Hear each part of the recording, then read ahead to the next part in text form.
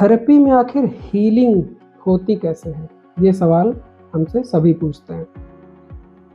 Therapy में देखिए हम लोग कहते हैं हीलिंग के 2 कंपोनेंट होते हैं। एक प्रोसेस होता है साइंटिफिक कंपोनेंट, जिसकी बात अभी इससे पहले की जा रही थी। लेकिन एक पार्ट होता है जिसे ह्यूमेन, मानवीय दृष्टिकोण या मानवीय हिस्सा कहते हैं। जब हम थेरेपी के दौरान अपने थेरेपिस्ट से एक ट्रस्टिंग और एक सपोर्टिव रिलेशनशिप बनाते हैं, जिसको कि थेरेपेटिक अलायंस कहा जाता है। तो जब थेरेपेटिक अलायंस डेवलप होता है तो फिर हमारी हीलिंग और तेज हो जाती है और सुधार की गति स्थायी बनी रहती है। इंसान एक सामाजिक प्राणी है, हम सब जानते हैं। तो जब हम किसी से इमोशनल लेवल पर कनेक्ट कर पाते हैं और ये समझते हैं कि हमारी बातों को न केवल समझा जा रहा है, बाकी हमें इस तरीके से हेल्प करी जा रही है कि हमारे पुराने इमोशनल ट्रॉमा को और हमारी डिफ़िकल्टीज़ को हील करने में हेल्प मिल रही है, तो ये एक ट्रस्ट और कमिटमेंट जनरेट करता है। मुझे सलमान अख्तर साहब की एक बात याद आ रही है। सलमान अख्तर साहब एक बहुत फेमस पोएट हैं और ख़ुद भी एक साइकियाट्रिस्ट हैं। तो उन्होंने कहा कि तू मुतमईन नहीं है मुझसे, कब मुझको ऐतराज़, मिट्टी को मेरी गूँथ कर फिर से बना मुझे।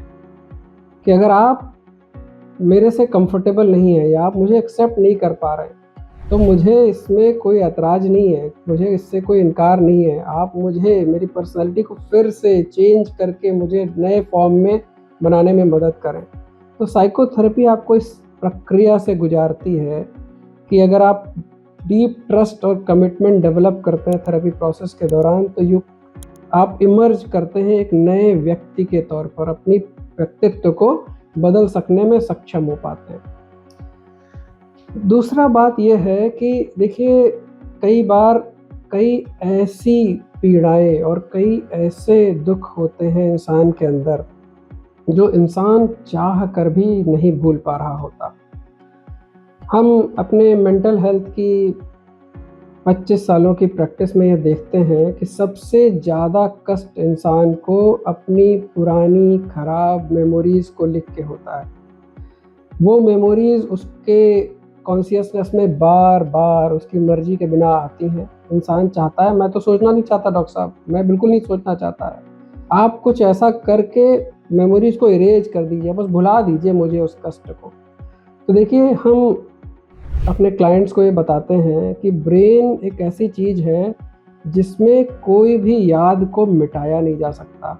हम वो एक बोर्ड नहीं है कि हमने डस्टर उठाया और उसमें लिखी हुई बातों को मिटा दिया।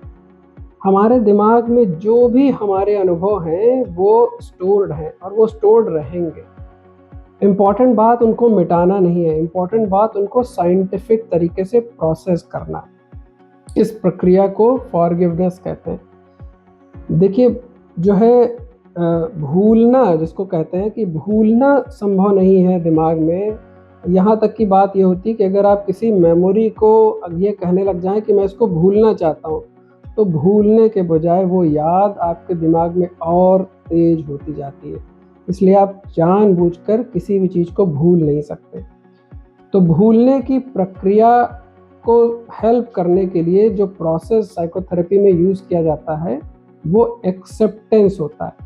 एक्सेप्टेंस का मतलब ये है कि उन बातों को स्वीकार करना, एक वैज्ञानिक दृष्टिकोण से जो बातें आपके जीवन में बुरी हुई हैं, जिनको कि आप वास्तव में भूलना चाह रहे हैं। तो इसलिए एक्सेप्ट करना और भूलना, इन दोनों चीज़ों में बड़ा अंतर होता है। तो वो जो हमारी पुरानी यादें हैं वो कई बार हमारे मन में बहुत ज़्यादा स्ट्रॉन्ग रिवेंज, गिल्ट या सेम की भावनाएं भी पैदा करते हैं।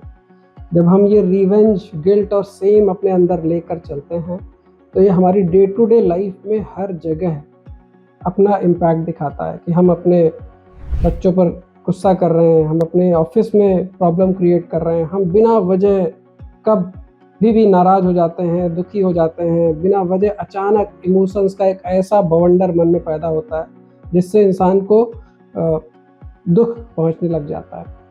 तो इस थेरेपी के प्रोसेस में इन्हीं प्रक्रियाओं को हैंडल करने की प्रोसेसिंग का काम किया जाता है।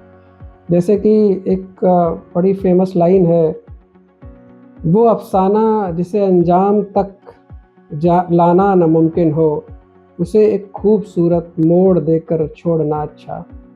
तो ये जो प्रोसेस है कि हम एक्सेप्ट करके उस बात को छोड़ पाएँ, चाहते तो सब हैं ऐसा करना, लेकिन कर नहीं पा रहे होते हैं।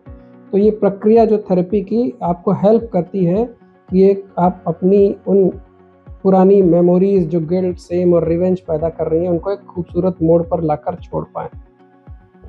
दूसरा एक बहुत महत्वपूर्ण मसला जो हम आज के समय में देखते हैं, जो लोगों को मुश्किल में डाल रहा होता है, वो है पास्ट रिलेशनशिप से उपजी हुई पीड़ाएँ।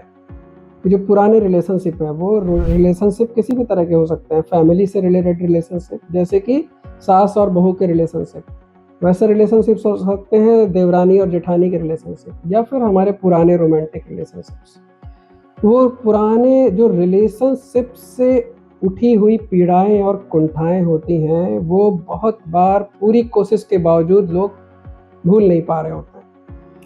और मेरे एक पेशेंट ने कुछ ऐसी बात कही जिसको कि अगर मैं शब्दों में उतारना चाहूँ, तो किसी शायर ने कहा कि कैसे मैं उसे माफ़ करूँ, छोड़ कर नहीं गया, तोड़ कर चला गया। तो ये जो फीलिंग है डीप एंग्विश की, रिलेशनशिप को टूटने की, ये लोग अपने मन से हटा नहीं पाते। तो ये जो डीप एंग्विश है, सालों साल दुख देता रहता है, और फिर उनके आगे के जीवन में किसी भी रिश्ते में उनको ट्रस्ट नहीं करने देता। वो कभी किसी पर ट्रस्ट नहीं कर पाते, और जो लैक ऑफ ट्रस्ट है, ये ज़िंदगी को बहुत बुरी तरह से प्रभावित कर पा रहा होता है।